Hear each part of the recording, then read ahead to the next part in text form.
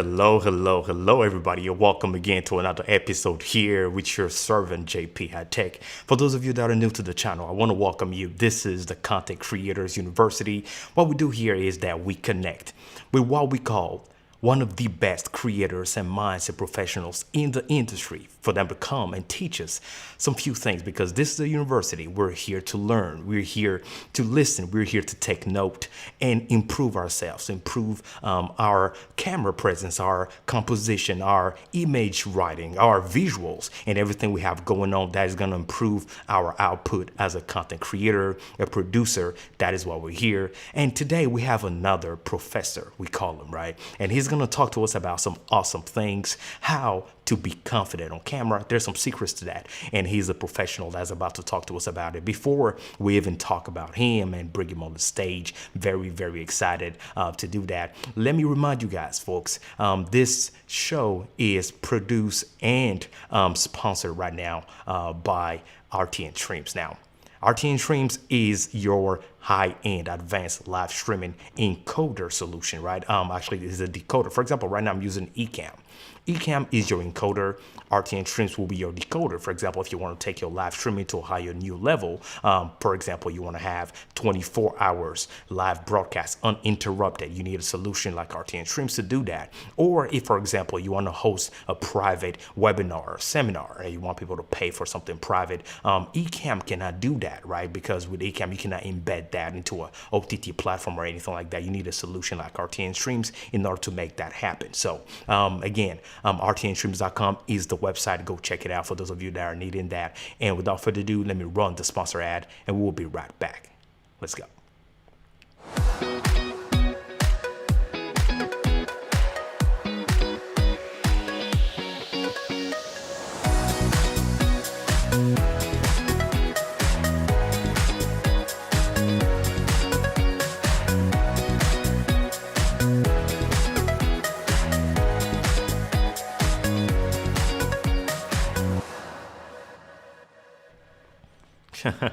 I love that. As you can see on the ad, if you were looking for some dope overlays in order to increase and improve your visuals for your videos or your live streams, you can go to rtnstreams.com and download it 100% free. You heard me. 100% free. All right, go ahead and get that and set yours up like the ones you're seeing in this video. Really digging that. All right, before we bring our guest over, just some cool, awesome folks as well lined up for the Content Creators University. Let's see who else will be here the coming days or weeks. Okay, so let me go ahead and show you. We will be having our friend here, Doc Rock. Doc Rock will be here tomorrow. Actually, we're about to talk about gear. Can having too many gear hurt you? Well, let's look into that because, hey, who knows? Maybe the things that you're spending money on is the one telling the story versus you telling the story. Good conversation to be had with Doc Rock tomorrow. So subscribe, share this channel, and stay tuned for that video, okay? We also have somebody else joining us. We're going to have Kirk Nugent on the Content Creators University on June 2nd. Very excited about that. And he's going to talk to us about how to overcome a camera or stage fright. All right, what are the hidden secrets and the things to do in order to overcome that? All right, awesome conversation. Looking forward to that as well. Very excited for that show. We also have Lenita, professional speaker. Actually, she's a student strategist, right? And she will be here on the show on June 8th. So we can talk about how to impact through visuals, right? We're at home on remote location connecting with you far away. How can you impact through your virtual event and make a transformation where people can go back different from the way they came? Very important. There are ways to do that. Professionals are coming. Lenita will be talking to us about that. Looking forward to it. We also will have Katie Fox, Ecamm marketing director. She will be here with us, all right, to talk to us about Ecamm and why is it so popular? What's the secret sauce, all right, about Ecamm, and why should you and I care so much about it? Good things coming up with Katie Fox on June 9th. Looking forward to that. And we'll also have Keely Dunn. Keely Dunn is going to come right here so we can talk about mobile setup gear. For those of you guys that are mobile streamers, well, you need to have the right gear and understand it and set it up correctly so you do not have any drawbacks whenever you're trying to go live on mobile. So we'll be talking about that with Keely Dunn as well. All right.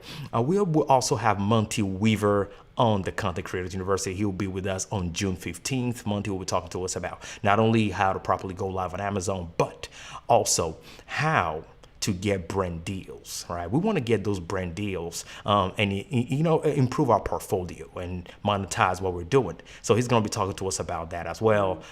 Very excited about it. And we will also have Jillian Morin. Jillian Morin will be with us on June 16th. And Jillian will be talking to us about the business mindset to have behind everything we're doing, behind our production, behind our content creation, behind everything we're doing, whether it's social media or personally in our ministries, business. The right business mindset to have in order to be able to juggle all this that we're doing, right? So looking forward to that. Amazing things. And also we will have Rub Balasabas. I call him Rub too, buddy. Everybody knows him, right? He's with TubeBuddy, but he's not just going to talk to us about TubeBuddy when he comes here on June 23rd. He will be talking to us how to properly start a YouTube channel and make money from there, right?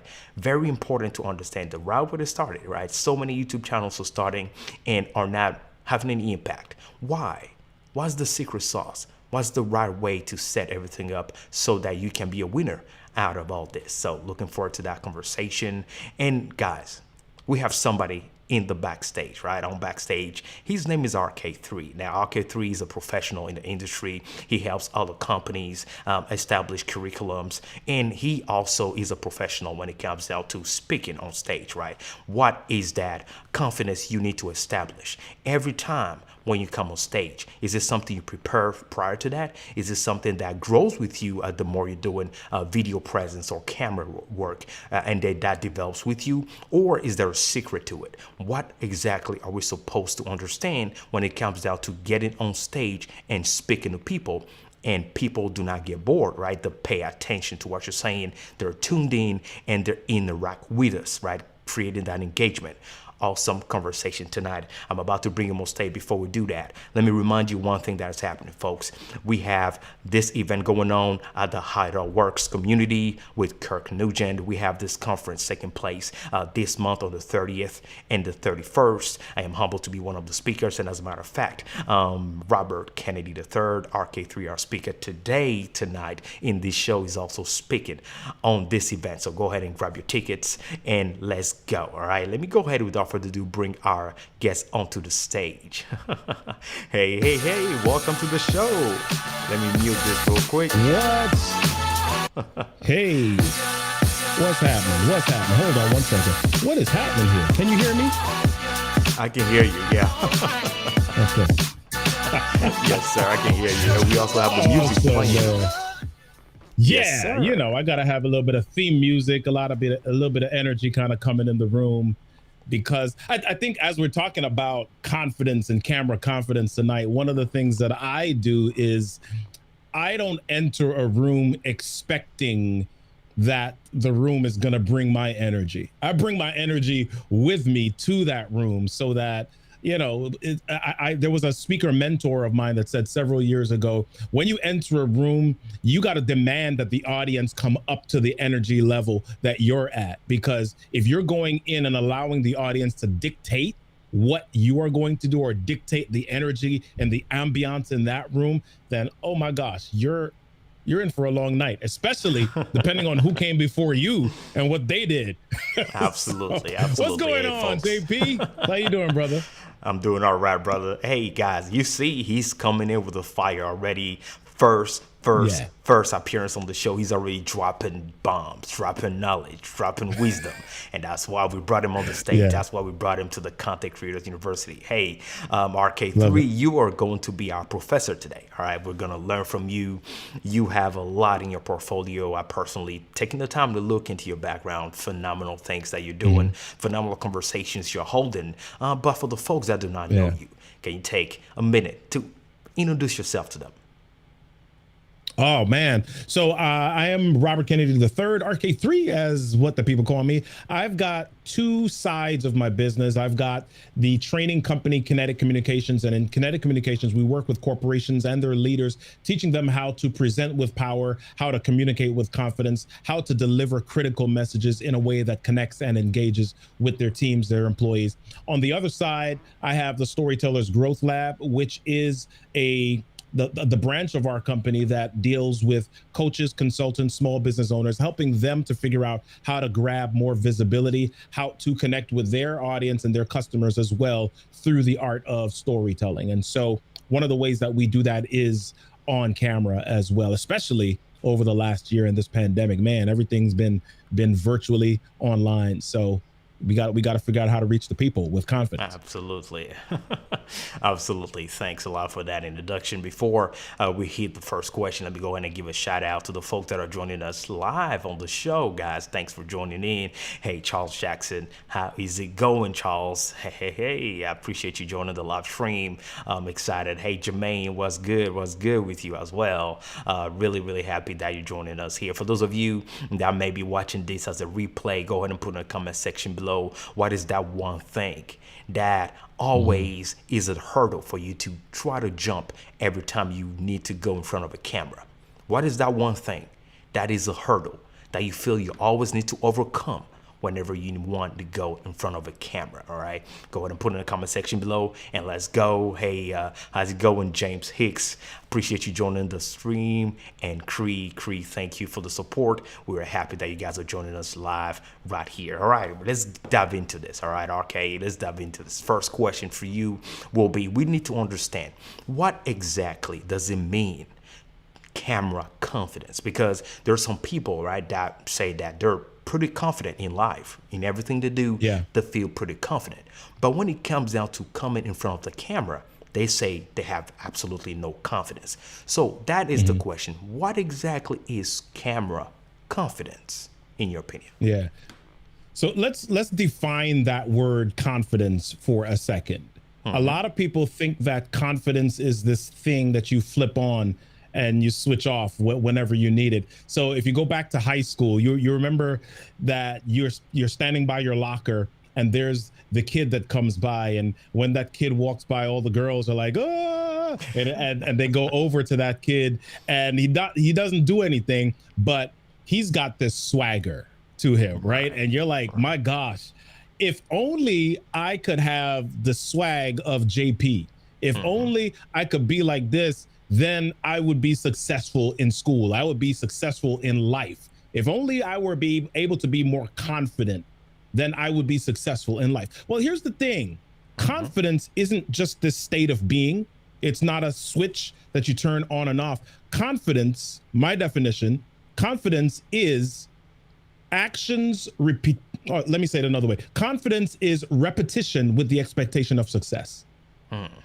Right? Confidence is something that is built by repetition over time. I think about when my daughter first started driving, right? I was teaching her to drive, and she would get in the car and she put the key in the ignition, or she'd push the button, depending on which car she was driving. And she would look in the rear view and she said, okay, let me fix it this way. Then she'd turn to the left and she would, okay, let me do this way. Okay, I got to put the car in gear. And she would look down and you could see her eyebrows furrowed and she's focused and concentrating. Okay, let me pull that back. And then she looks down to make sure which pedal she's going to press, right? So she's looking down to see which pedal is her foot by, and then she slowly presses it, and then she's backing out of the driveway, and then she finally puts it into drive, and she starts to press it slowly, and you could see every step of the process taking place in her brain. Now, my daughter has her license for the last, almost a year now. Listen, she backs out of the driveway and she's like down the street, and I'm like, baby girl, you need to slow down a little bit, right? Because now she's got some confidence about driving, right? It didn't start out that way. Yeah, there's some people that start out with a higher level of what seems to be confidence, and it's not so much that they have something different than you or I do. What it is that maybe they have an aptitude for something that they're able to relate it to something else and like, yep, this is just like that thing.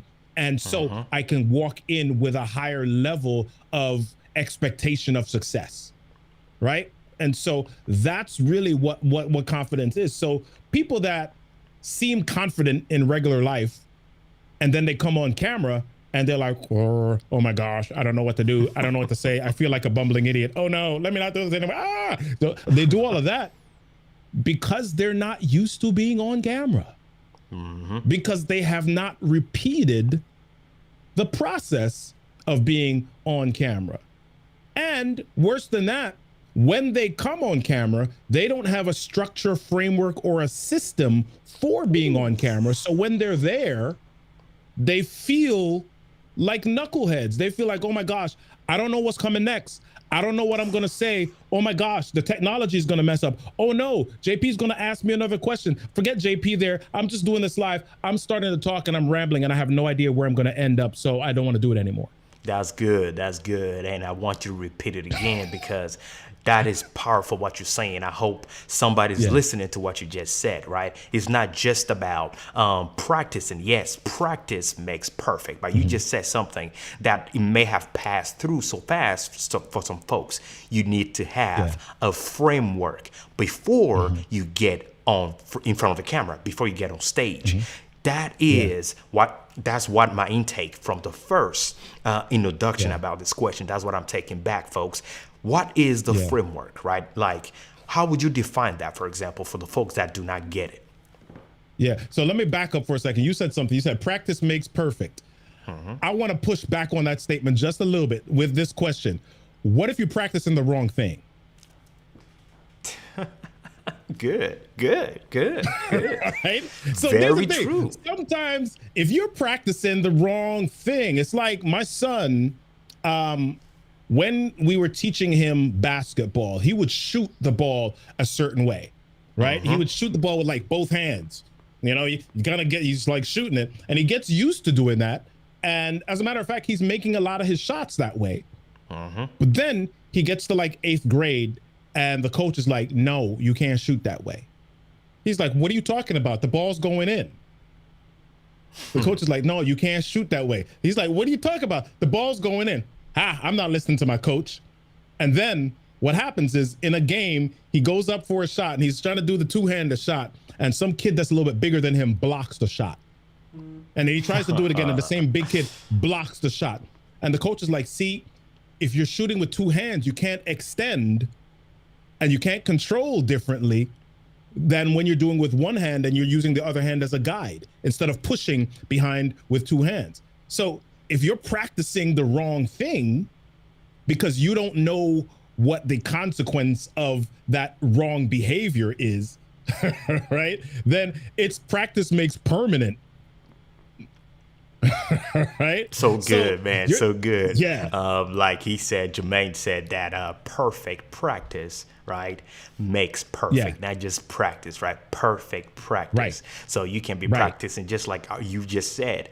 You can be doing the wrong thing for years, and that's what gets registered. It becomes a second nature, and now it is hard for you. Now the deal is, and that's the reason why we're having this type of shows right here, because we need to learn the right thing the right way, because you can also learn the right thing the wrong way, and that will develop something else in our journey. So very, very, very amazing things here. Now let me ask you this question real quick.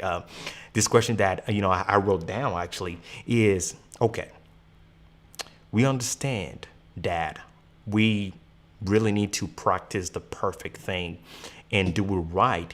And the more we're doing it right, the better we become. Now, you said something earlier is that you need to come in with a high expectation. As a matter of fact, when you started the show here, you came in jamming with music, right? Setting the bar, and the mood, the atmosphere is a certain way. It doesn't matter the size of the audience, because some people will do that or will come in. The stronger the come, it relates to the size of the audience. So they're thinking about the audience. Is that a handicap in your opinion? Should we even care about it? What's your intake on that? Yeah. Well, it's not the size of the audience, it's who the audience is. So you've got to know the audience. So, I mean, listen, if I'm going into an audience of 4 people, right? But those people are professional salsa dancers, right? So they're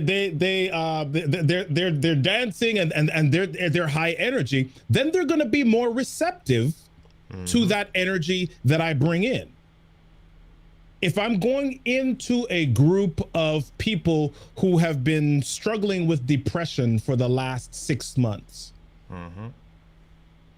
I may taper or deal with my energy that I bring a little bit differently, because for them, that might be jarring. That energy level that Robert comes in like, yo, throw your hands in. Yeah, listen, that they may not vibe with that because they're struggling with emotional acceptance, or they're struggling with something from a physiological, mental, emotional, energetic standpoint. So ultimately, what I've got to be able to do is, while I want to bring the energy level up of my audience, I also need to be able to understand who my audience is beforehand. So the size of the audience is important, but it's not the most critical thing in determining how you move forward. Good. Thank you very much for that. Now, it is good what you said. Knowing who the audience is, that will determine how you should come in. Not every audience will appreciate any type of approach. So very important to know who you're dealing with. Now, what about the folks, for example, here on YouTube, right? The folks that go live on YouTube or social media. We never know who the audience is. Of course, we know it's a YouTube platform. Now, should we be thinking, and this is, again, we're talking about confidence, right? So the question is thinking too much about the audience, could that create a handicap in our focus? And this is for somebody that is not at your level, for example, right? Is not that used to the camera or, comfortable with it. but still wants to show that professional side, and always is dealing with, a little camera shy. What would be your professional advice? Would you tell them, okay, because I've heard it somewhere else, right? That it said that do as if it's just you on the camera, or do like you're speaking to your best friend.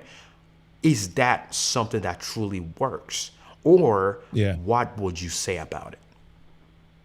Well, so you mentioned if I'm on YouTube or if I'm on camera, it's hard to know who the audience is. Well, I think about it in the same way that I think about business and sales. It's not so much only who the audience is, it's who the audience is that you would like to attract. Good. So if I am wanting to attract people who vibe in the same way that I do, you've heard this term before, your vibe makes your tribe, right? So if I want to attract high energy people, or people who really want to shift and change and transform the world, people who are looking for inspiration and motivation, then that's what I'm going to bring.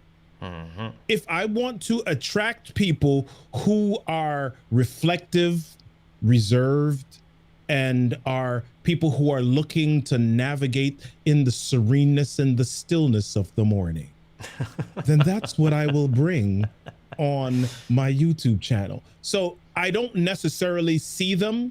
I don't necessarily visualize them, or I'm not physically seeing them, but I know them. I know them. And so it's still critical to do audience research before you do a YouTube video, before you get on camera, because you're still presenting a message to those people. Sometimes people say, yeah, act like it's your best friend, but what if your best friend has no interest in what it is that you do? Ooh, very true. Very true. I don't want to talk to my best friend if my best friend has no interest in what I do. I want to talk to somebody that is interested in the message that I have to share, or somebody whose life will be changed by the message that I have to share. That's who I want to talk to. So I've got to visualize and think about, like, okay, who's that person? Who is that person? And we all know who that person is because we've seen them before. We've seen them before. And because we've seen them, that really is the catalyst for why we have that message in the first place. We and that's where motivational speakers come up, right? We think about certain situations and we see people being blocked from certain things in their lives, or certain situations that they fail in. And so they're like, yeah, if I had a platform, I would speak to that person. I would make it different for that person. We've all seen the person before. So we've got to think about who that person is and then speak to them. Oh, amazing. I hope somebody's taking note, man, because what you drop in some amazing wisdom now. In our terms, the targeted audience determine the rendering of your show, right? Correct. The type of conversation you want held in the comment of your video or on your channel, on your platform, the way you render it will determine that. You will attract what you present. There you go. Amazing, amazing, amazing things. Now, what about the hate, right? The folks that will come and troll on everything you're doing, will come and attack you whenever you're trying to produce something, will come and tell you that what you're doing is trash, is not good for nothing. And that is affecting your, again, confidence that you have in front of a camera. Or maybe what they're saying is something that is resonating true to you. How mentally should you deal with that? Whether it's during a live feed, because we don't control the comments that are coming in the comment section, right? Even though we have some control while you can block certain things, but we don't have control when it's happening live. We can do something about it afterwards. How do you deal with that when it's affecting you? So I was a science teacher, and I taught physics and biology. And when I taught physics and physical science, one of the things that we talked about sometimes was magnetism. So you have a magnet, and you've got a certain pole of the magnet, and there's another magnet that has an opposite pole, and it gets attracted to that, right? So sometimes you got a magnet, and then you've got a brand new magnet that becomes attracted to that opposite pole. And then sometimes you do the experiment, and then you go into the science closet and you find another magnet and it's older and it's got a little bit of rust on it, but it's still attracted to that other pole because it's supposed to be attracted to it, right? So you got brand new magnet, you got magnet with rust on it, still attracted to the other part of the magnet. So a lot of us, if we think about our audience, we think about like the people that are praising us or the people that are like, oh, Robert's so great, JP's so great. We think about them as the new magnet, right? And that's who we want. We want the new magnet. But guess what? The people that are trolling, the people that are in your space, the people that take the time to come to your space, to come to your channel, to come to your area to say, oh my gosh, I hate JP. They're the old magnet with the rust on it that is still attracted, right? They're still in your space. They're still on your channel. YouTube doesn't say, oh, you know what? That person's a hater. We don't count that as a view. They don't say that. Right? Facebook doesn't say, oh, that person's trolling you. We're going to take that off of your view count. Let's set up the algorithm so that it doesn't count. We know you only want people that like you on your channel. So those are the people that Facebook doesn't say it. YouTube doesn't say it. No channel says that. So it's literally there. You got to look at it like they're still attracted to you. I'm gonna get in trouble when I say this. I'm gonna get in trouble when I say this. We just came off of a presidency where Donald Trump was on Twitter and he would say outrageous things. And what would people do? Like a fly attracted to, right? They would be in the comments. They would, I hate listen, when you hate somebody, when you want to have nothing to do with somebody, what do? You block the person. You leave them alone. You don't even pay attention. You ignore them. But people who are taking their time out of their, so somebody like that, right? That hears and sees people that are still attracted, even though they are trolling or hating or diametrically opposed to what you're saying. They're still in your space, right? They're still coming. All right. I'm gonna call another name. I'm still getting in trouble. Candace Owens, right? I'm gonna keep calling names to get in trouble, right? Candace Owens. Let's not even talk about what she believes from what she doesn't believe. The fact is, she says what she says, and some people are like, "Yay, Candace!" And then there's a bunch of people that are like, "You're an idiot. How could you say that? How dare you?" But what do? They still find her content just to comment. The focus, and I like that. I like that because the focus should be, regardless of what we do, and that's my intake from what you're saying. Regardless of what we do, there will be a reaction and counter reaction to it. Somebody will have an opinion about something at a certain time, regardless of whether you're publicly on YouTube or privately in a family gathering. Right. So we're not here to think about those people. We're here to think about the ones that we want to impact, the ones whose life we truly want to transform. Those are the ones we should spend our time, energy focusing on in order to improve, perfect our craft. That's my intake on that. That's it. The people who are haters shouldn't change your approach or shouldn't change your message or your mission, but they're still going to be in your space, and you still show up with confidence for the ones who you're assigned to serve. Fantastic. Now, I did in my career, I've seen this several times where some people will keep saying over and over and over again, yeah, I hear what you're saying, and what you're saying is all good and dandy and all of that. However, they maintain, and even some professionals, I heard some professionals say that not everybody is made to be in front of a camera, that some people shouldn't, and they should just refrain from showing up. What would you say about that? I say that's foolishness. That's bogus.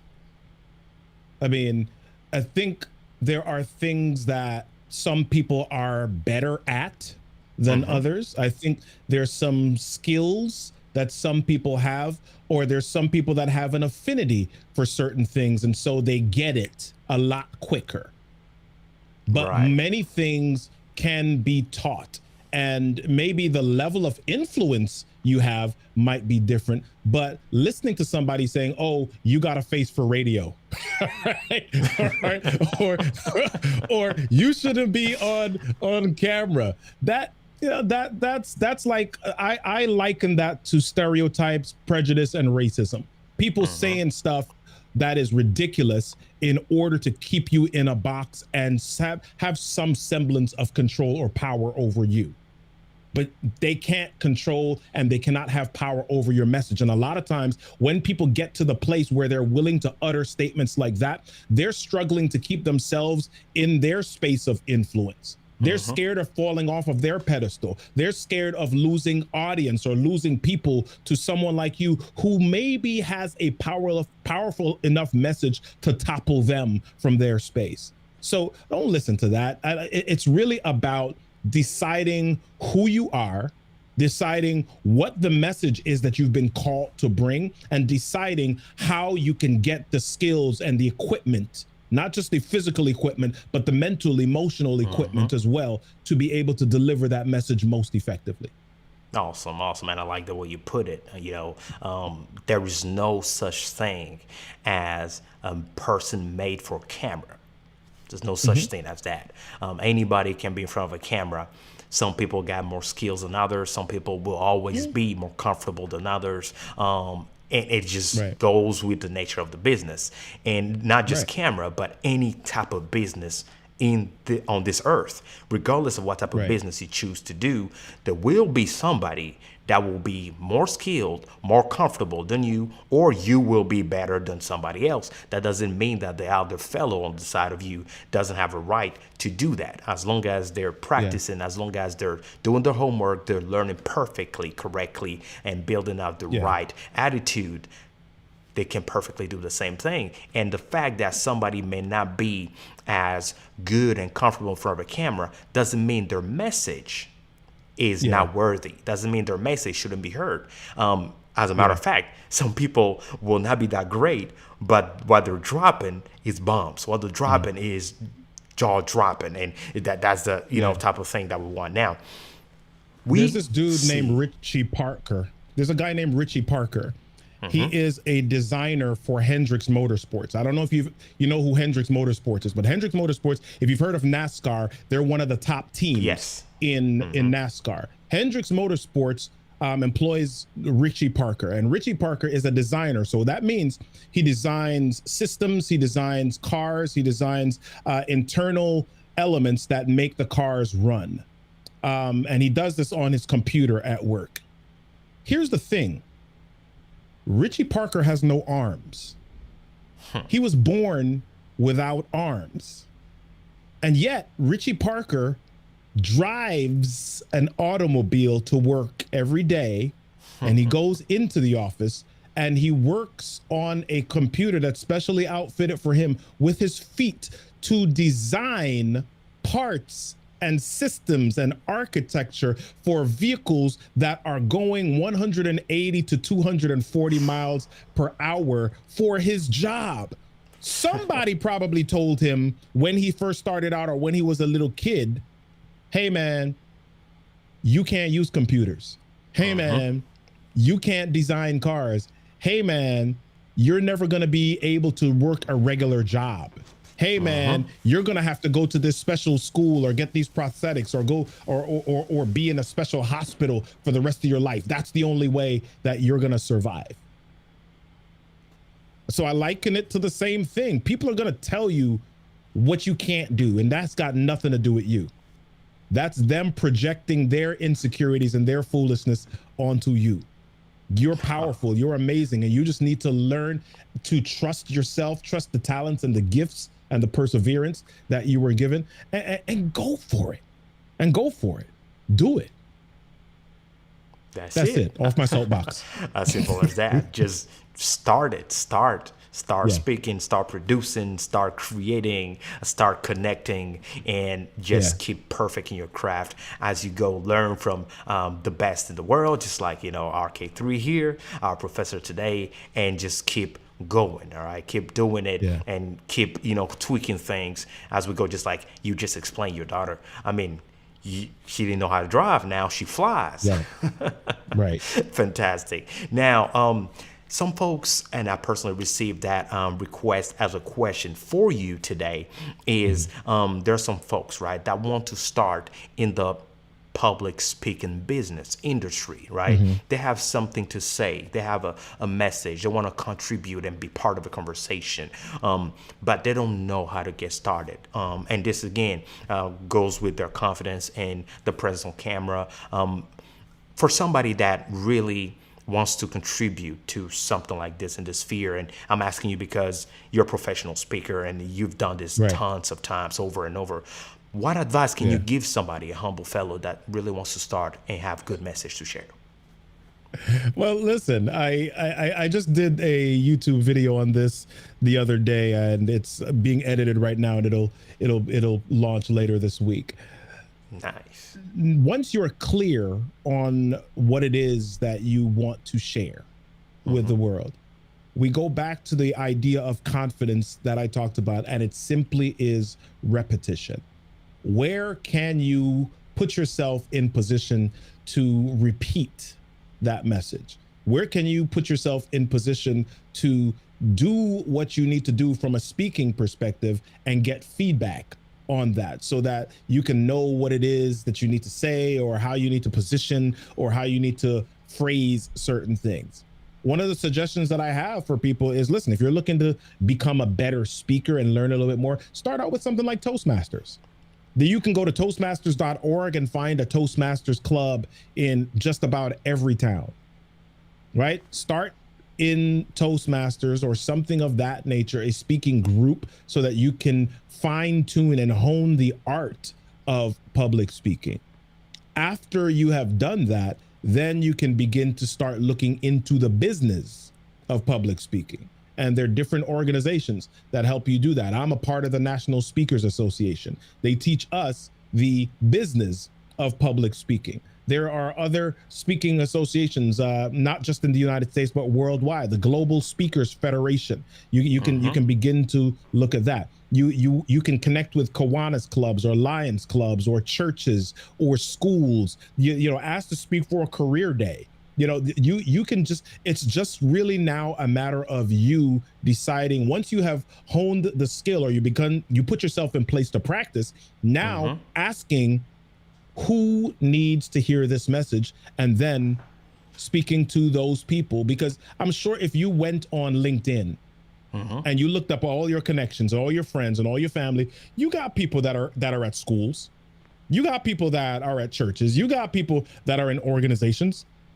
Start reaching out and saying, hey, this is what's up. This is what I'm doing. This is the topic that I'd like to talk about. Do you know anybody that would find value in or would benefit from hearing about this?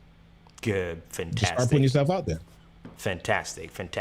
Now, at what point, because people ask that a lot now, at what point should such individual start charging for that? Or when should they ask for monetary compensation for them speaking? What would you say at what point? What's the magic time? As soon as somebody will pay you. Oh, okay. That's when. Because here's the deal. When you start to share your story or share a message or share some expertise, people ask you to share that expertise for a couple of reasons.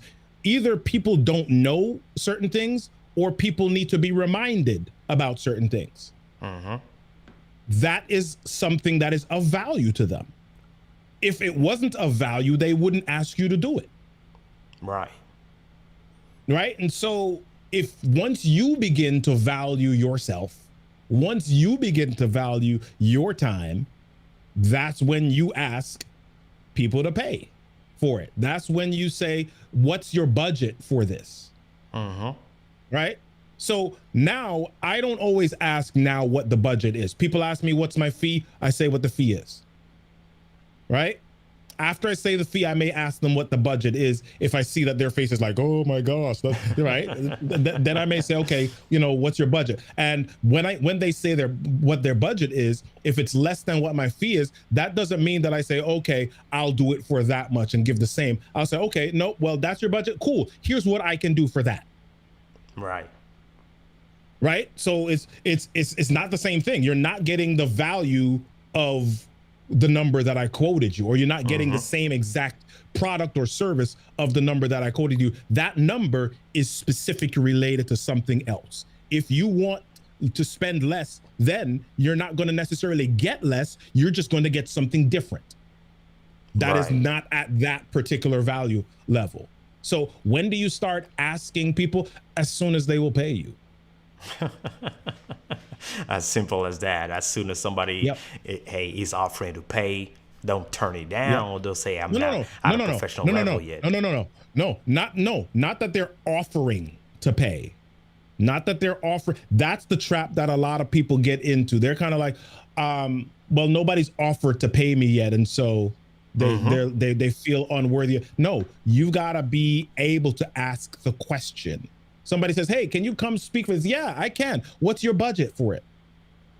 See, that's the thing. That's the thing. Like, they didn't talk about money.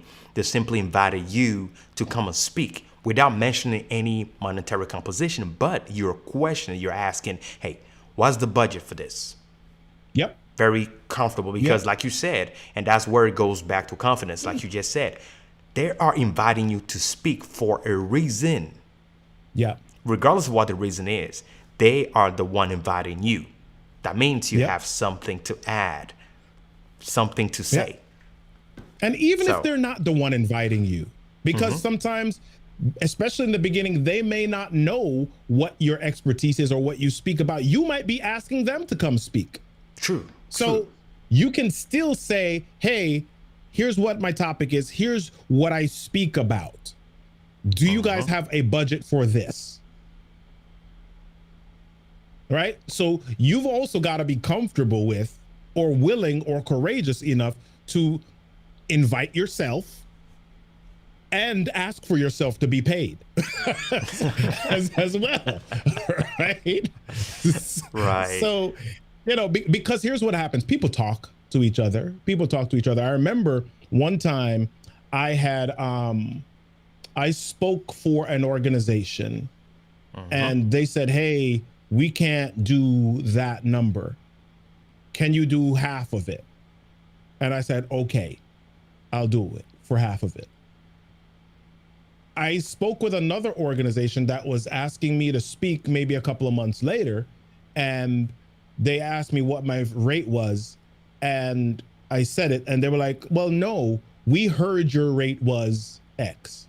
I was like, where did you hear that from? Well, this company that you spoke for 2 months ago, my sister-in-law works there, and so I mean, people talk. So you've got to be at a place where you're like, listen, this is what I do.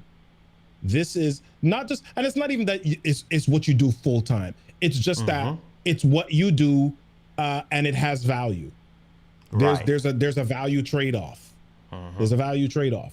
Right. And so sometimes it may not be that it's money. So here's what I do sometimes with organizations. Sometimes they'll say, OK, our budget is only this much.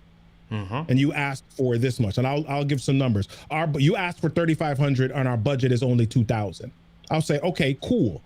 Do you have a budget for books? Yes, we do. We can buy 150 of your books. I'm like, OK, cool. That kind of meets it, because a lot of times in organizations and corporations, the budget that they have for speakers is not the same budget that they have for learning collateral or professional development.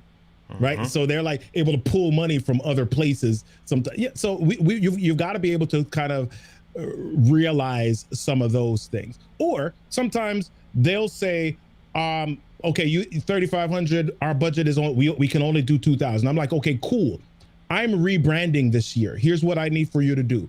I need you to, after I speak, bring 4 people to me that will shoot testimonial videos that I can use for my marketing. I ask them to sign the waiver or whatever, and they can use it. They can do the testimonials, and I can use that for my marketing. That is worth something to me. Absolutely. So I use that. That's like monetary value to me. And see, that's a secret. I mean, that's so good. It's so good what you're saying. That's a secret. And I like what Jermaine Yep. Freeman is saying. He's saying, yep, you figure out ways to make it work. Free Yep. advertising slot, products, tablet, a table, etc., product table, etc.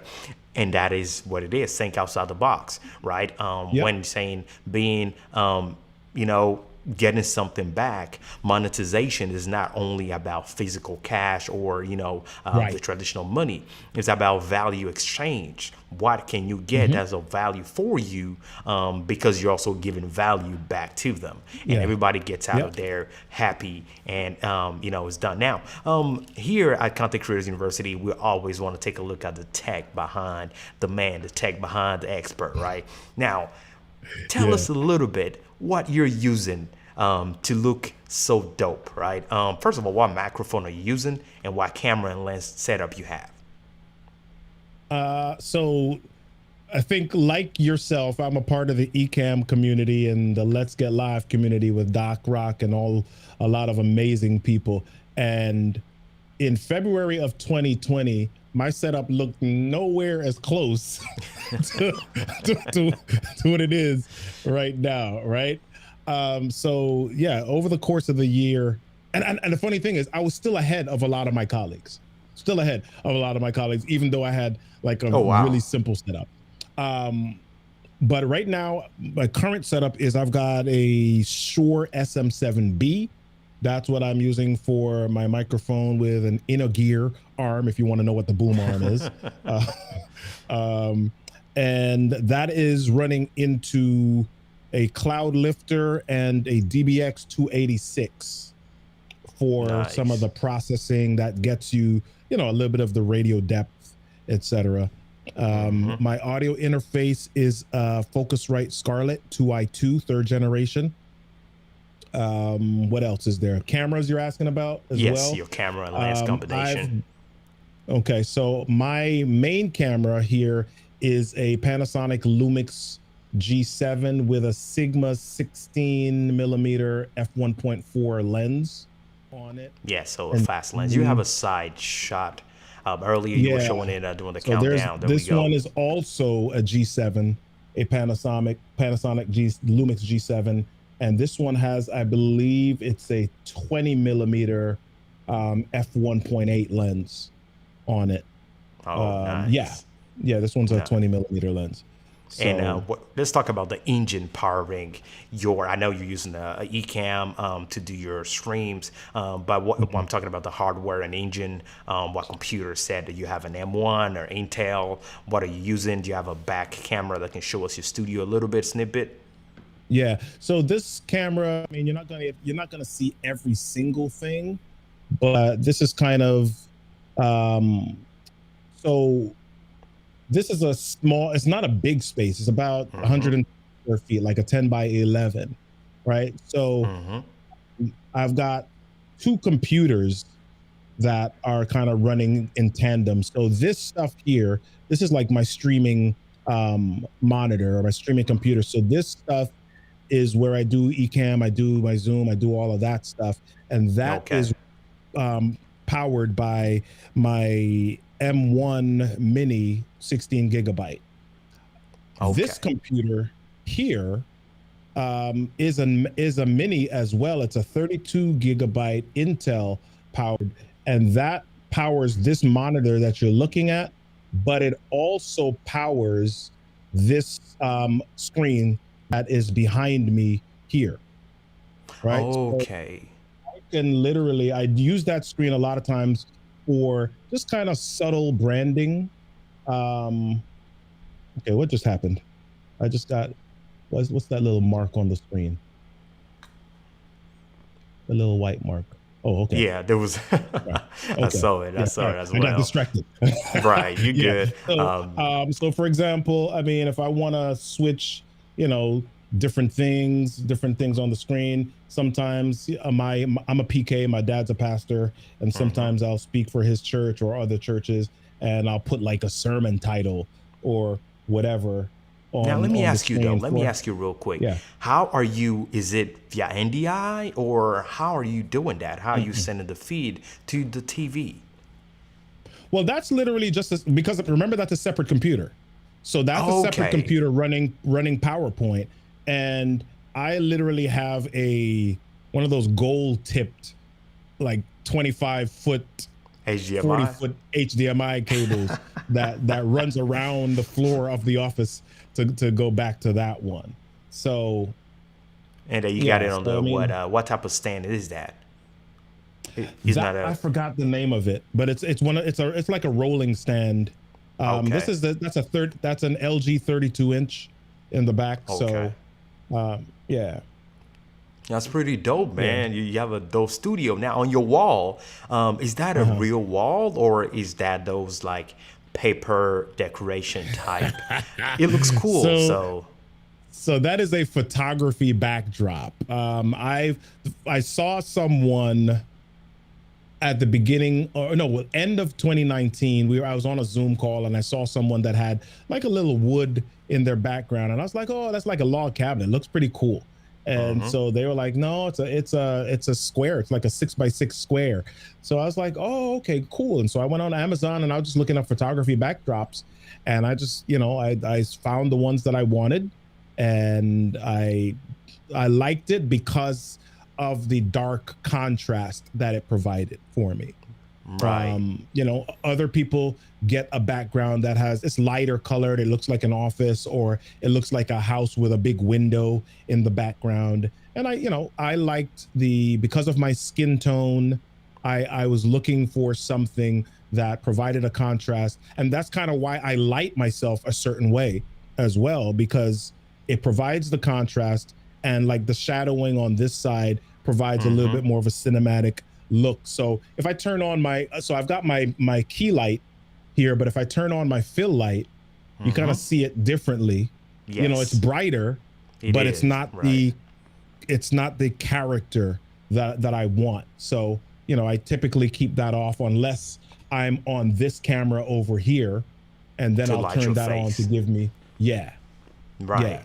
And one thing that I've noticed is that your backdrop that you have is not that Mm. reflective of the light. So, like, Right. that is a key in Yeah. cinematography and video when you light a room. And that, because Mhm. you said your room wasn't that big of a room, so that is Right. important. We're having that behind you and then having the key light and side light once you turn it on. If it's Yeah. reflective, then the camera is going to see it white. Right. Because I'm Right. looking at your the strip light that you have in the background, and Mhm. it creates that effect. What color do you have it on? Is Right. that blue, if I'm not mistaken? It's blue. It's blue. Yeah. Nice, Yeah. nice, and Yeah. It's blue. I that mean, is not so expensive, is it? everything. No, those were like 20 something dollars. No Those way. are the Govee strip lights. Yeah. Oh, Those okay, are, yes. yeah. I mean, I have Elgato strip lights. I haven't put them up yet because they're not, I think I got the wrong size. But those are the Govee strip lights, and they're actually pretty neat. And so, I mean, there's subtle things that I do in my background here. And some people is like, oh, that looks cool. But there's like intention behind each thing. My brand colors are blue and orange. Once I tell you that, now you kind of start to notice the little blues and the orange hues that are in my background, from the books to the Right. lights to what's on the screen, right? That makes So sense now. right, That because makes sense. blue is kind of like from a color, what's the word that I'm looking for? From a color psychology standpoint, blue represents calm, authority, and just kind of trust, integrity, confidence, right? Orange is kind of like a splash of bright excitement, enthusiasm, and energy, but it's not overbearing like what red would be. So Right. orange is kind of like a tone down from red, from on that excitement and energy scale. So combination of those two, and that for me perfectly perfectly encapsulates me and my brand. Right, right, right. And now that you make perfect sense, now that you explained it, Yeah. it's not done Yeah. out of order. There's a reason behind Right. every single color and set that you have, and that's Yeah. visually translating it to the people that are visiting you, and it's just the same Yep. across the board. So that's Yep. pretty good. Thank you so much. We've gotten to the end of our show today. Really Yeah. awesome wisdom you've dropped to us. We really want to thank you for coming here. Now, one question we ask every single guest for the people that want to connect with you: how can they find you, where, and how? I make it pretty easy, man. You've got my website written down below me here, robertkennedy3.com. And I'm Robert Kennedy 3, the number 3 on all social media. Robert Kennedy 3 on YouTube. If you just type in youtube.com/Robert Kennedy 3, you'll find me. Instagram.com/Robert Kennedy 3, Twitter.com/Robert Kennedy 3, Facebook.com/Robert Kennedy 3, LinkedIn.com/in/Robert Kennedy 3. So yeah, I just type in Robert Kennedy the number 3 anywhere, and it'll come up. Of course, you've got my training company, Kinetic Communications, on the screen right now as well. So yeah, if you're a corporation and you're looking for communication training programs, then get connected with us at Kinetic Communications. Absolutely, absolutely. This is somebody that knows this stuff. So if you need it, hit him up, connect with him. Like you said, very easy. Robert Kennedy 3 Yeah. is right there with his website, robertkennedy3.com. Pretty nice. Hey, RK3, that's where it coming from, for those of you who didn't know. That's right. So RK3, thank you so much. Stay behind stage as I close here. And again, we want to see you back here sometime soon. And I'll see you at the next level conference with Kirk Nugent. Yes. Very excited about that. All right, folks, this is wrapping it up, our show today. I want to go ahead and thank you guys for joining in. I appreciate you guys for being here with us. And again, that's how we do. If you appreciate this type of videos, go ahead and smack the like button on the bottom there. Subscribe to the channel. Share this video with a friend or family member if you find value in what we talked about today. And don't forget, tomorrow we have another guest coming in, and he will be Doc Rock that will be joining us here on the show. You be safe, like I always say. See you tomorrow. Shalom. Bye-bye, guys.